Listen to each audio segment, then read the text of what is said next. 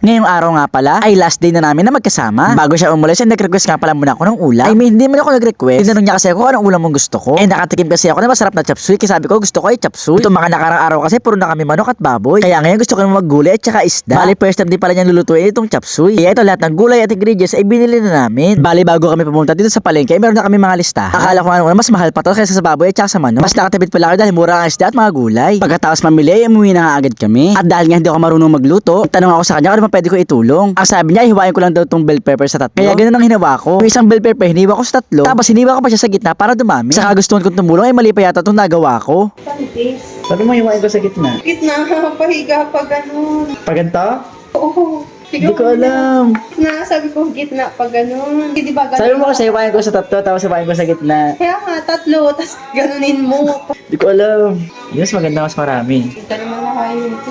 Anong hindi? Kinakain ako niya. Kaya eto, pinagbalat na lang niya ako ng broccoli. Dito naman siguro hindi ako magkakamali kasi tatanggalin ko lang naman itong mga halaman. Tapos ikutin ko na itong tangkay, tanggal na. Kaya nga sabi ko gusto ko makatulong kaya willing na lang ako maging utusan niya. Sabihin na lang niya sa akin kung ano yung mga gagawin. Eto nga, tapos na namin hiwain at hugasan lahat ng ingredients. Hiwa na lahat ng gulay at linis na rin yung isda at yung atay. At dahil di pa nga pala kami nakakabili ng lutuan, itong hawak ko, hindi ko alam kung ano to eh. Nahiram muna ako nito kay mama. Dito kami magluluto at magbibigyan na lang kami ng ulam. Nanonood nga pala kami ng video step by step para magluto ng chop suey. Alam naman niya kung paano pero sinusure lang niya. Una nga pala naglagay siya ng bawang. Tapos sabi ko ako naman kaya pinalagay niya sa akin yung sibuyas. At habang hinahalo ko para di masunog, dito naman naglalagay siya ng atay. Medyo madami-dami pala kami binili natin para hindi kami masyado maumay sa gulay. Pagkatapos ay naglagay natin pala kami ng boy skincare ay ester paminta. At halo-halo ulit para di masunog. Naglalagay natin pala siya ng tubig para merong sabaw. At ayan habang nagluluto siya, inutos nga pala niya kami bumili ng cornstarch sa tindahan. Kaso tatlong tindahan na pinuntahan ko at isang panaderia walang tindang cornstarch. Kaya naman ito bumalik ako nang walang dala. Kaya yan galit na galit ulit siya sa akin, tingnan nyo. Galit yan, char. Dahil wala kang cornstarch, tinuloy pa rin namin ang pagluluto. Nilagyan na nga pala niya yung sayote, yung carrot. At naglagay na natin pala siya dito ng nor cubes. Inulog na natin pala niya yung napakaraming broccoli. Katapos inulog na natin pala namin yung mga maliliit na mais. At huling nilagay nga pala namin itong repolyo. Grabe di ba, napakadami. Ang may pangalan sobrang sarap na. Ready na, pwede nang tikman.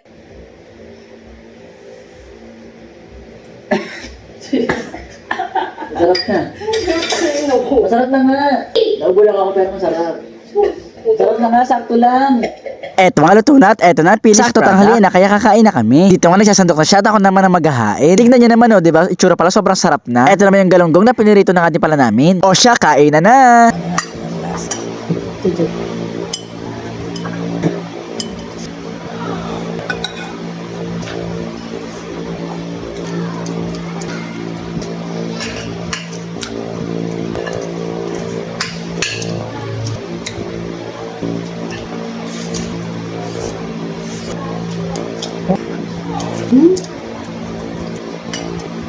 Pati siya kumakain. Grabe, sobrang dami ko na sandok at nakain. At eto nga kinahapunan ay uuwi na siya.